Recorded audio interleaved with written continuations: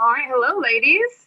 Welcome to our Tuesday night. It's Tuesday, right? Yeah, Tuesday night diamond call. I first I want to say thank you for the shift in general attitude in the page. I think everybody can agree that today was a really good day as far as what was being posted, what was being shared, and people coming together. Um, and I thought I was fascinated that oh, Rosa changed her name. What? It was so funny as Mexican diva. What? I guess. Um, so little things taken away from me here. I thought it was interesting that even Angelique was like feeling it, and I've never worked with her before, and I assume none of you have either. She's Tyler's coach. So that was really interesting that she was feeling it, and I think that the page today has just been absolutely fantastic, and everybody really stepped it up. So I really appreciate that. I'm quick to yell at you guys when I'm not feeling it, but just as excited to tell you when you're doing well. So thank you for that. I thought today it would be really appropriate based on the conversations that I've had because I don't. I've had one-on-one conversations with at least half the group in the last 48 hours, and that's been really cool. Absolutely really cool. And I have a couple more. I have a couple tomorrow, a couple on Thursday. Bam, when are we talking? Let's see you on here. Gotta work that out. So I've gotten a lot of feedback what people are struggling with, which is helpful because it helps me direct these calls. Otherwise, I just get on here and just talk about whatever you've seen it. So it really, really had a huge like across the board theme of belief, which is where my video from this morning came from, which I wasn't planning to reuse any of the videos from the last group, but it was fitting. We actually used it in the last group because it means so much. So I think I really appreciated something that Megan said on our call yesterday when she was actually talking to a downline coach of hers who didn't think that their coach would be able to do something I had asked them to do. Something like invite all these people to a challenge or whatever. And her reaction was, well, she's not going to be able to do that. And Megan had said something along the lines of, well, you can't think that because they're going to feel that even if you don't say that, right? It's the case. So there's belief in others, then there's also belief in yourself. So I thought we would just talk about that a little bit today. Maybe some common limiting beliefs, how things can be an issue when you write a story. Like,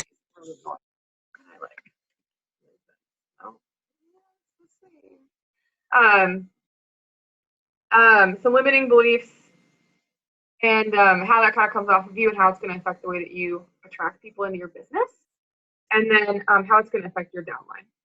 So some of those, there's only 7 categories of limiting beliefs, and I don't know them because I never cared to learn them because I know mine, and I was like, cool.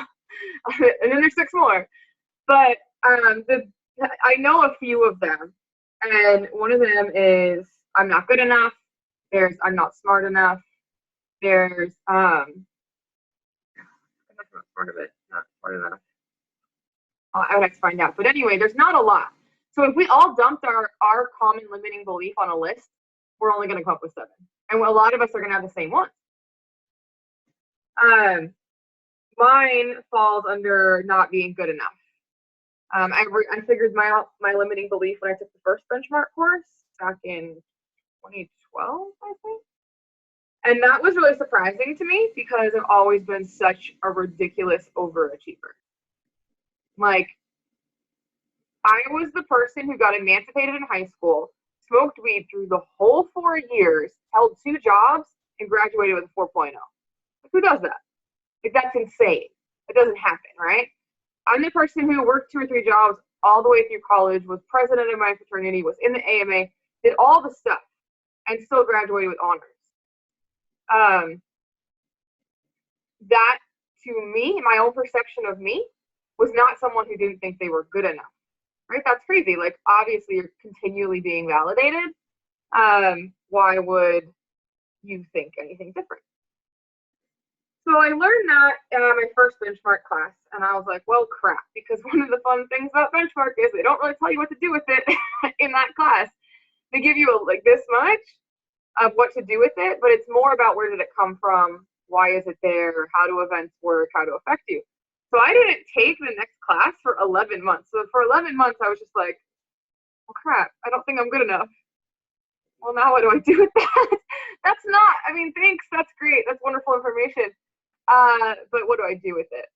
And what was really cool is in the second portion of the class, which is called integrity, I got to rewrite a story.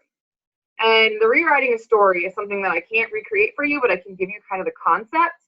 And the reason why I can't recreate it for you is because I'm not, qualified to do that. I don't teach the class, but I have my own experience, which I can share with you. So one of the ways to look at your limiting belief is to kind of figure out, well, what is it? What do I deep down not believe about myself? Like I don't deserve it, I'm not smart enough, I'm not good enough, whatever your thing is. And then list all of the things that happened in your life that prove that that is true. So if you're like, I'm not good enough, you can write down all your millions of failures. Now this sounds like a crappy exercise. This is not how they do it at Benchmark, but it's a way that I've adapted it for coaches. You're like, well, that sounds terrible. I don't want to prove to myself that all these things are true. But if I make a list and I say, I'm not good enough, and I write down all the reasons that's true, and then I have to equally plus one write down the same amount of reasons why it's not true. So if I come up with 20 examples of how it's true, I have to come up with 21 examples of how it's not true. So if I'm not good enough, and I can tell you 20 ways why I am so right about how not good enough I am, then I need to give you 21 reasons why I'm good enough. And those lists are so contrasting. What's really interesting about this is if you get started and you're not just being a rule follower for the sake of being a rule follower, but you just keep going, you'll be shocked at the hundreds of examples you have from your life, how it's actually not true, how your belief is just totally made up. So a really fun way, after you have your list of 20 to 1,000 things that prove that limiting belief is not the case, is to figure out what the story is. Okay, I'm not watching you, so that's fine. I don't really pay attention to what you guys are doing, so you can figure out where that story comes from, the story you've written about yourself. So if you're like, well, that's interesting that I believe this, but I have all this proof it's not true, what happened? Where's the event? What's the thing that happened? Was it the first time, was it when my dad left? Or my dad never left, but that's a really common one. He should have, that would have been so much better. If there was an abuse situation, if there was an abandonment situation, if there was a repeated situation. What's really fascinating is people who have been sexually abused, usually it doesn't happen to them only once in their life. Things like that will repeat because they start to believe that that's part of their identity and subconsciously attract those kind of people, and it's crazy. So you might have a bunch of events that all come together that are oh, well, it's here. What's the story you wrote about yourself when the very first one happened?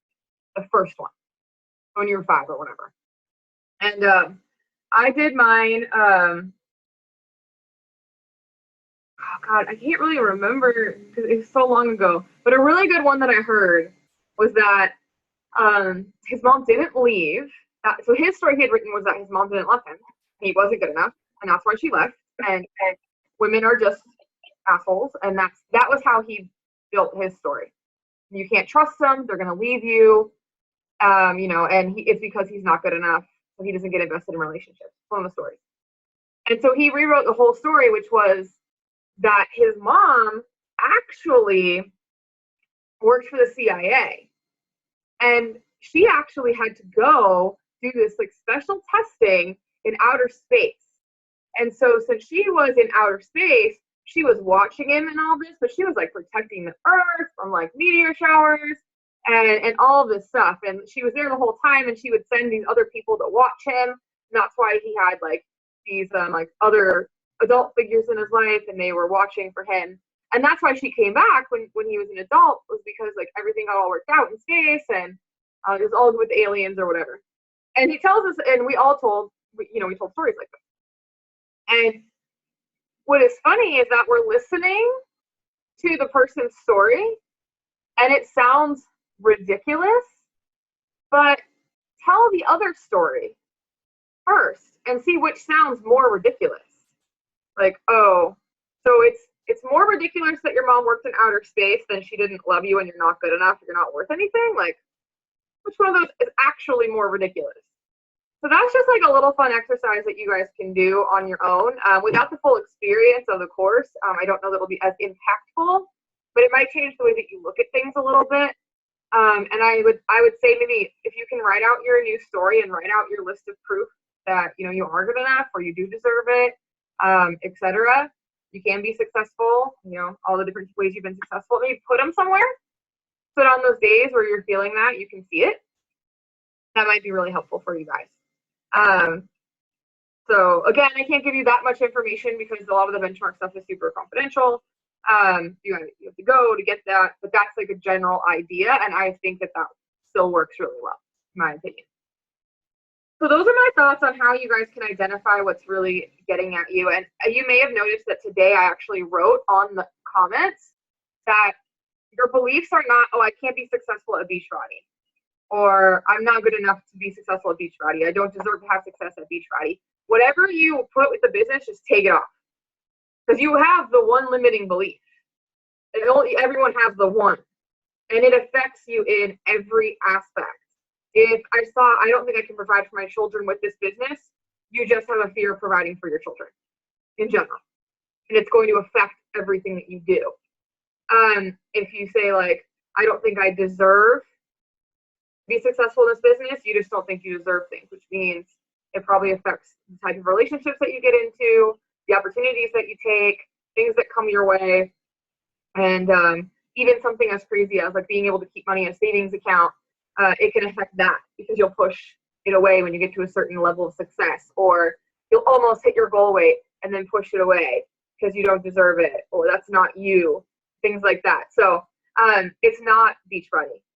This is your stuff for real, you guys, and it affects everything.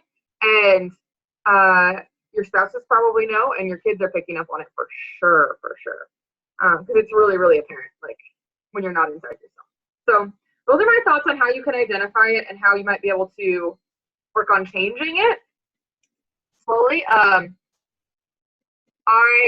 don't have any personal development like recommendations, like general ones. Is it freezing again? Why is things so annoying? It's just this call. It hates me. I'm gonna close all my internet stuff again.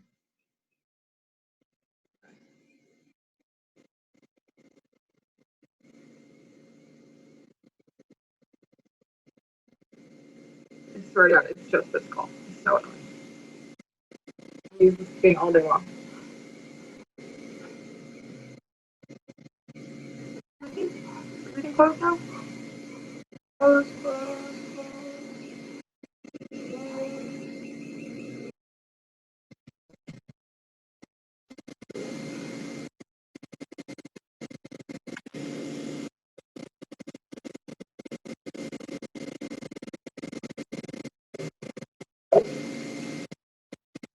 okay. Okay. Everything's closed. Hopefully that helps. Anyways, so yeah. Oh, really? Okay. So, point being, you have some beliefs that are not true. When your glass of Shakeology is empty? And they're just not true. Me off so much. Hold on, you guys. Hold on. Just sit there.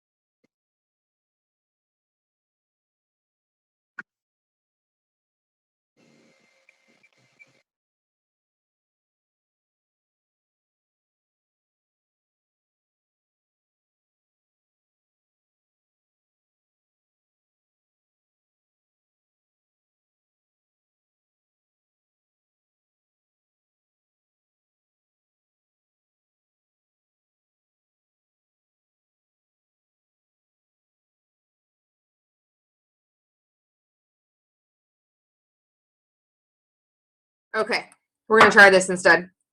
Is that better for anyone? Yeah? Okay, this is weird. I can't turn this one off because this is the one that's recording. So here we are. I'm going to look over here. Okay, so anyways, notepad paper. So those are my thoughts on how you might be able to shift some of those things that you've told yourself that are not true. I guess I'll just look over at this thing. They're not true. You've made up those stories. You can make up any story that you want. And what's really cool is that it's because we spend our whole lives proving to ourselves that our stories are true. You can start proving your new stories anytime you want.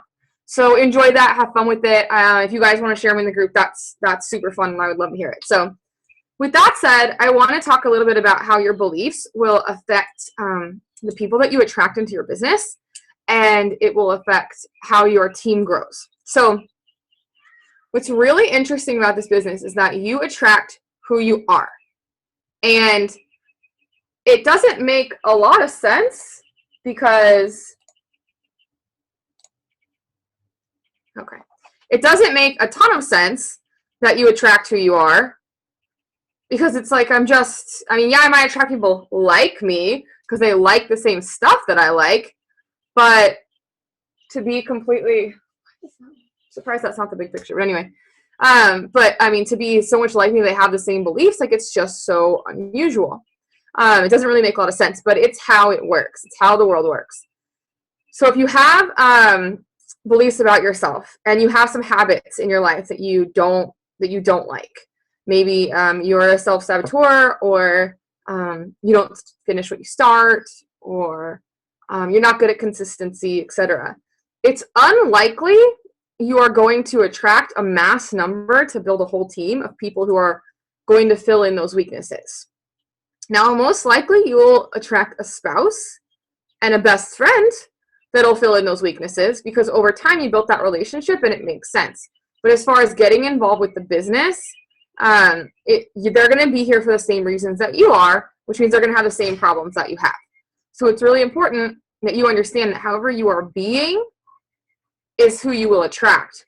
One of the exercises that we used to do in Diamond Mine, or Dash to Diamond, or who even knows what we even called it, was an exercise where you write down, God, was it 50 or 100? It was a long ass list of characteristics in your perfect fill in the blank.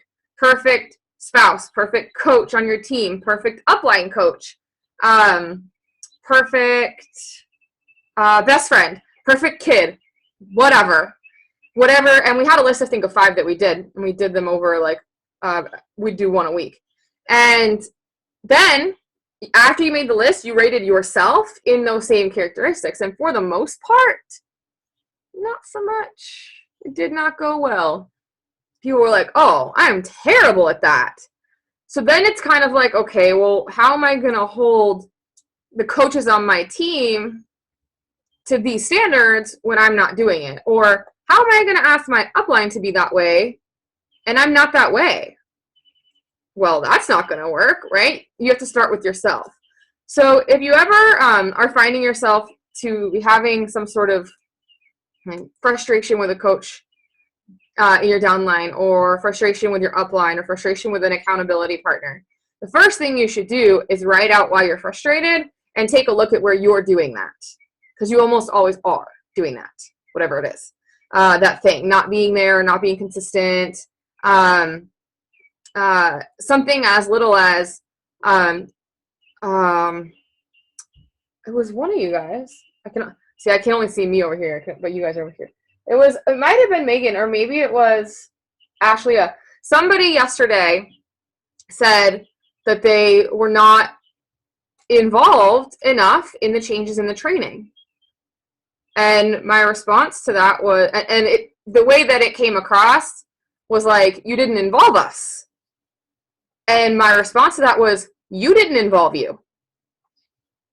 And it was accurate. It was accurate. Actually, I think it happened twice, maybe two or three times yesterday. And it was accurate every time. It's like, no, don't put that on me. Don't say, well, so-and-so didn't involve me. Take it out and go, I didn't involve me. Okay, actually, yes, that's true. So if you're having issues with things that you're coaches aren't doing, remember, you attracted who you were. They came to you because you're the same person. You might show up in a different gym or whatever, but as far as beliefs and limitations and bad habits and all that, you attracted exactly who you are. So if they're making you crazy, you have to stop doing that. If they are being inconsistent in the business, they get fired up and then they feel meh. And they get fired up and they're like, meh, again. You have to stop doing that. If you feel like your coaches aren't moving, they aren't moving. How long did it take you to move from when you were a new coach? Because that's what will happen. And this might seem like not a big deal now, but I want you to think about this, you guys. You are right now setting the tone for your whole rest of your team, for the whole rest of your career. It will change as you change.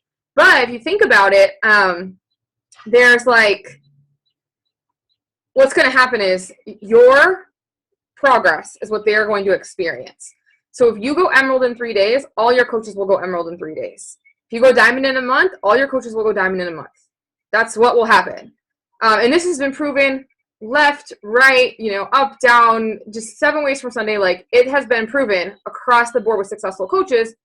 You can ask them, how did you do it? What do your coaches do? And that's exactly what they do. It's exactly what happens.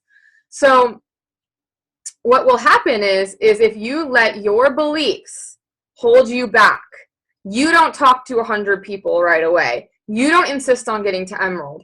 You wait a month to join Coach Basics, and you do it next month, which turns into 3 months later. You take a year to get to Diamond, things like that. Your coaches will follow that exact path because you are attracting more of you. So it's important that you understand that your own limiting beliefs that you have right now are like literally affecting the future of people you haven't even met yet.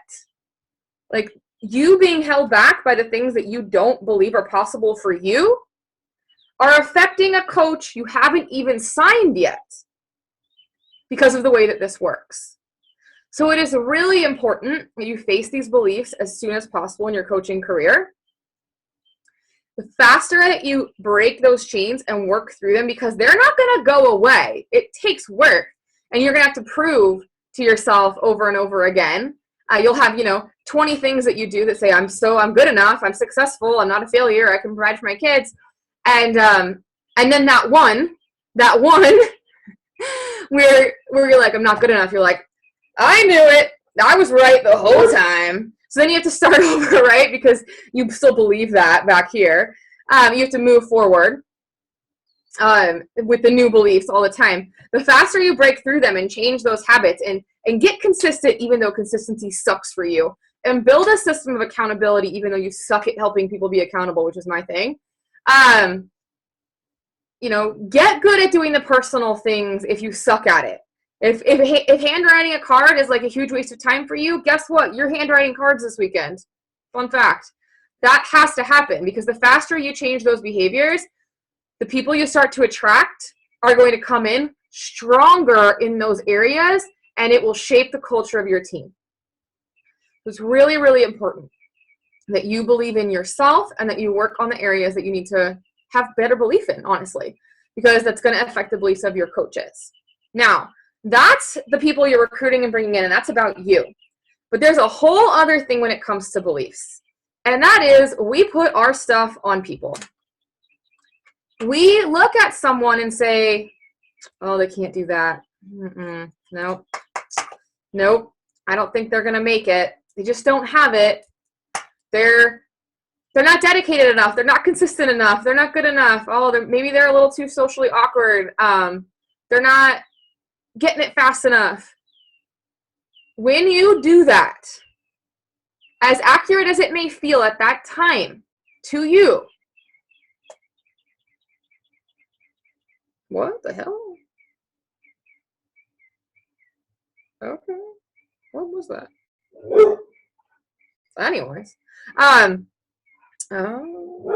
They are going to feel that from you. And chances are, it's not true. It's something that you don't think you could do. Something that you don't think you'd be able to accomplish, or you don't have the skills for, or you're not socially, whatever, for, you don't think you could do it. And you put it on them because they're having some trait, some characteristic that you see in them. They're displaying that. And you're deciding that based on your experiences in your life that have nothing to do with anything they've experienced or anything they believe about themselves, based on your life that they weren't part of at all, you don't live in their head, you've decided whether or not they can do something. How messed up is that? Like, that's not being a good coach. We're supposed to be all in on other people. It's harder for me to believe in me than it is to believe in people at this point. Just because I've like let go of all of that. When I see someone come in and they just get it, I don't even care. They've been a coach 5 minutes. Like, I want to work with them because they're going to do something and I'm excited to be part of that with them. So it's important that you don't put that kind of stuff on your coaches. That you don't go, oh, yeah, I probably shouldn't tell that person about that upcoming boot camp that Platinum Presenters is running because they wouldn't be interested because they've turned me down 3 times. So send them a link. Maybe today's the day. Maybe they need a different atmosphere than what we're providing. Maybe they learn differently. I don't know. There's also, you guys have to think about that your beliefs that you put on your coaches, they're the same ones that you put on people before you ask if they will join your team. How many people, I'm going to look over there in a second, how many people have looked at a name on your list and been like, oh, they'll never do it? How many people have been freaking mind blown by someone who said yes, or at least was interested? Like, right? And you're like, no, I was only asking you because Amber told me I had to. Like, what? Like, what? And maybe they didn't say yes. Maybe it didn't end, and you were kind of like, yeah, I didn't think so. But they weren't like, go to hell, take a, long walk off short pier. They were like, oh, well, I'll talk to you about that. Like, that's interesting. Maybe later. Maybe they gave you a referral, right? So do you guys see how whatever you believe about you, whatever you've experienced in your life comes into play there as well? Like, that's your stuff. That's totally your stuff. So it has, oh, that one's frozen too? Okay. So I guess I should just sit still because these little things are fussing. So yes, your beliefs make a huge, huge difference. And what's really, really cool about beliefs is that as humans, we have free will, which is really, really cool. And we can believe whatever we want. Anytime we want. And there's proof of that all around you guys. We can believe in different religions. We can believe in different ways to raise our children. We can believe in homeschool and private school or public school. We can believe in the way we want to feed our families. We can believe in the way that we want to dress, what's appropriate for a teenager. We can believe in Shakeology. We can believe in coaching.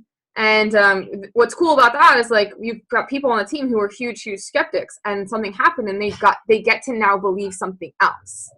I have people on this team up and down. We're a pyramid scheme. This is bullshit. Like, no way. Just everywhere. Shut up. Oh my God. This is why I don't know that people think I don't know I have a dog, because really, he's all the time with this in the back. So anyways. And now they believe, and they get to believe that. We get to believe whatever we want. Like, we can believe what physically attractive looks like to us. We can believe that what a woman should look like, to be fit, what that's supposed to look like. That's our belief. I can believe what a marriage is supposed to be like, how a relationship is supposed to be. I can believe what good work ethic is, in my opinion, which is usually wrong because I think I want everyone to work too much. But I believe it. It's my belief. I can believe that you should wash your dishes right after you use them, or we should leave them for a week and put them in the dishwasher. These are my beliefs. You understand what I'm saying? Like, everything in your life is a belief that you get to choose. You get to choose them. Every single one. Which means if you get to choose to believe all of that stuff, why can't you believe things about yourself?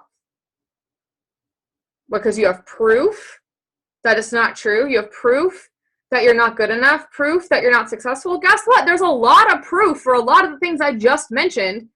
Google anything you believe in, any topic that you're passionate about, and you'll find 40 opposing sides, like every nuance of belief in between. There's a lot of proof for the other religions. There's proof for the different ways of raising your kids. There's proof for the different ways of school. There's proof for the different ways of eating. Vegan and paleo, everyone's got proof, but yet you get to believe whatever you want. So why are you choosing to believe the thing that's going to hold you back the most when this is a choice you get to make? It's holding you back. It holds back the coaches you have and the challengers you have. It's going to hold back the relationships you currently have. And it's going to hold back your entire team for the duration of however long you're with us. Hopefully until you retire. Hopefully your children will be getting this money, because Beachbody business centers never go away. You can put them in your will. Hopefully your grandkids will be like using it for something that you'll be mad about all the way down the line. But for however long you're here, you get to believe whatever you want. So figure out what beliefs would serve you the most and choose to believe that. And then maybe share them with us so we can keep providing you evidence of how that's true. Decide what you're going to believe and constantly make evidence. Grab a journal and maybe you put something cute on the cover that says, I'm good enough, or I deserve this. And every single day, write down as many things as you can that are proof that that's true. There are so many ways for you guys to start working on this. I don't really care how you go about it. I just wanted to show you how much it matters so you understood that it's not something you can deal with later. And, oh, I'll get to that. And, oh, it's not really affecting me. I mean, I can get to diamond, and that'll be fine. And then I'll deal with it. Or I can get to 5-star, and then I'll address it. Because it's going to affect everything that you do in the business. Does everyone understand all of that stuff that I just said? Okay. So, how do I...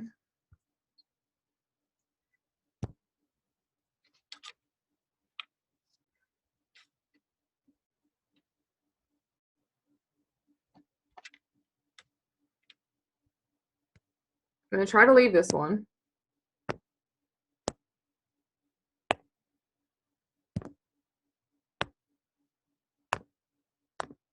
Fucking iPad, this thing's such a piece of shit.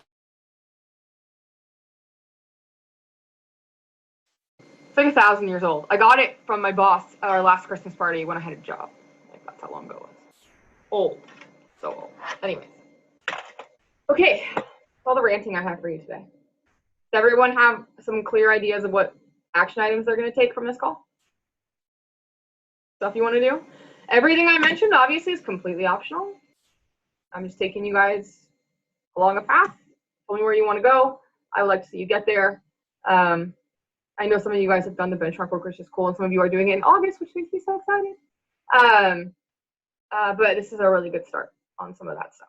So you guys can start believing in yourselves, which is so important, right? Right? Like, that's so the key. Because, let's be real, in this job, there are going to be enough people that don't. You got to have some pretty thick skin to do this job. Who's cried? Who's cried so far as a coach? Yeah, well, not Crystal yet? All right, we'll wait for you. I'm like, it's coming. If it hasn't happened yet. Oh, almost today? Okay. Well, we'll get you. I'm not worried.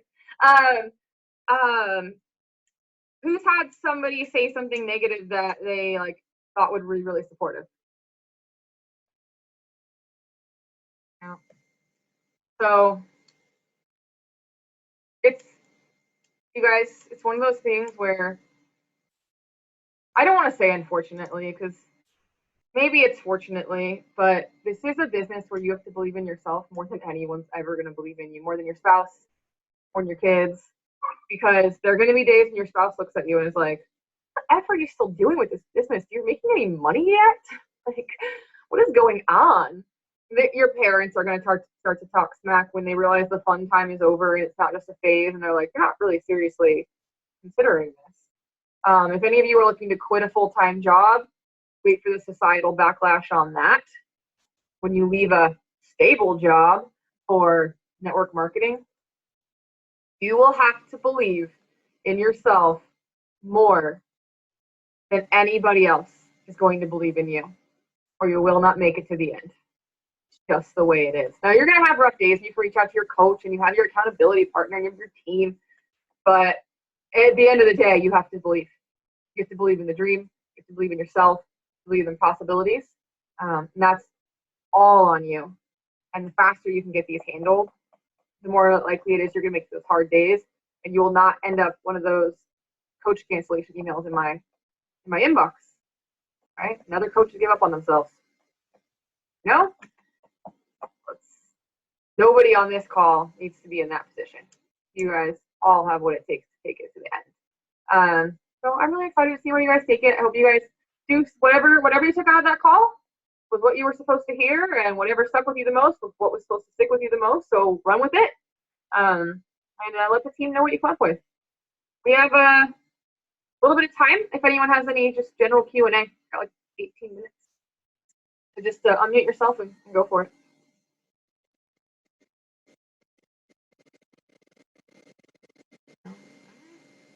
Well, I'm not just going to tell you a story, so I'll let you go. I'm sure you all have plenty of things to do.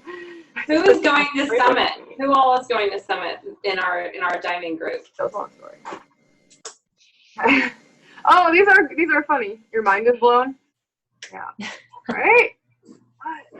Sometimes you get on the phone with me, you never know what's going to come out. Sometimes your mind's blown, sometimes you're super bored. I'm like, she's still talking. Crapshoot. That's why you have to come to every call, because you don't know. Right? Keep you on your toes. Okay, if you guys can do me a big favor and help push the 2 calls that are happening this week, you guys are the leaders. People will do what you do. So I am doing the Platinum Presenters call on Thursday night, and I got 2 requested topics so far. One was how to make the most of Summit, and I thought what I could do was how to make the most of Summit if you're not going and if you're going, because a lot of people aren't going. And the other topic was starting conversations online and how to get to know each other on the internet. Because people know that I only talk to my coaches like this. But you've got to like sign to be a coach and get through training before you even see my face.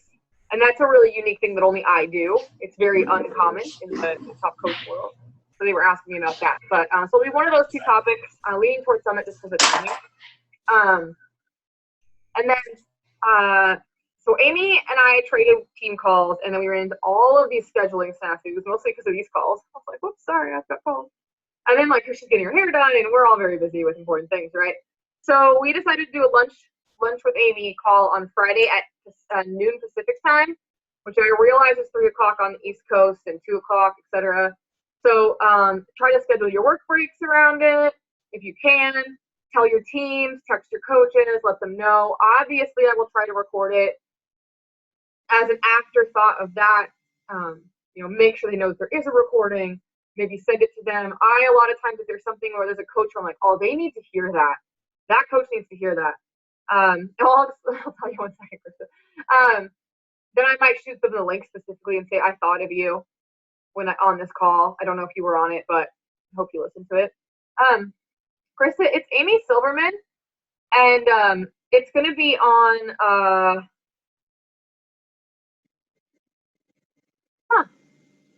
we can do it on this Zoom. Fine. Yeah. It's the same, because this is my personal Zoom link, so it has the biggest capacity. You can hold the most people, so we'll use this one.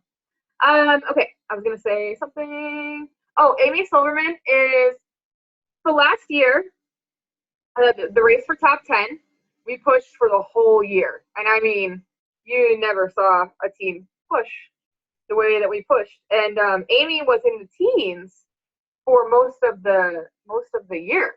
And she kept getting closer and closer, and she finished number 12. And I was devastated because she's like my favorite person in the world. And 2 people who made the top 10 didn't hit the requirements for their rank advancements. So Amy made top 10, and it's like the happiest thing in the whole world, right? So I've actually got to spend a lot of time with her as of late because of all the top 10 stuff. So she was number 10 last year. She has a team that has something that we had last year, but are very much lacking this year. She has something really special. Like her team is definitely a tribe, and she's very much herself. Unlike most of the top 10 that you'll see that about them, a lot of them are, it's very much facade. But she's very much herself. She's very authentic, very genuine. She's very fun, which is why I think her and I get along. She's Sapphire as well, Sapphire Ruby. So as the reason I'm telling you that whole story, just to tell you who Amy is, she's someone that I believe runs her business with such an integrity that the universe had provided her to be top 10 because she just deserved to be there. She's that good. I really enjoy the way she runs her team, and I think she's just different enough for me that people listen to her.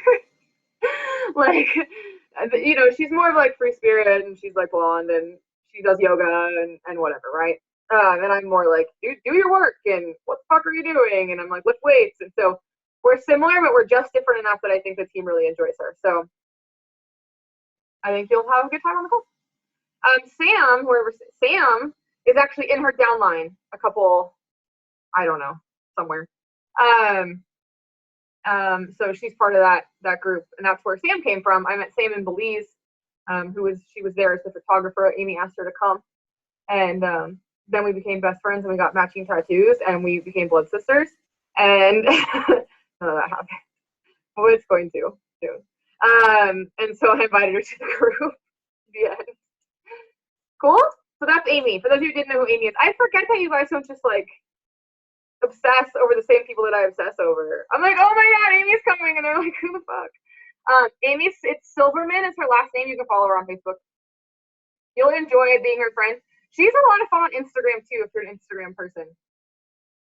Getting me on Instagram sort of like takes an act of Congress, but if you're over there already, I assume it's just Amy Silverman? No. I don't know. You can find her. Use Google. You guys are smart. Okay? Okay. All right, kids, I will talk to you on Thursday. And our meeting is right before the Platinum Center's call. So just like block off your Thursday for just sheer awesomeness. Okay? All right, bye, guys. Bye.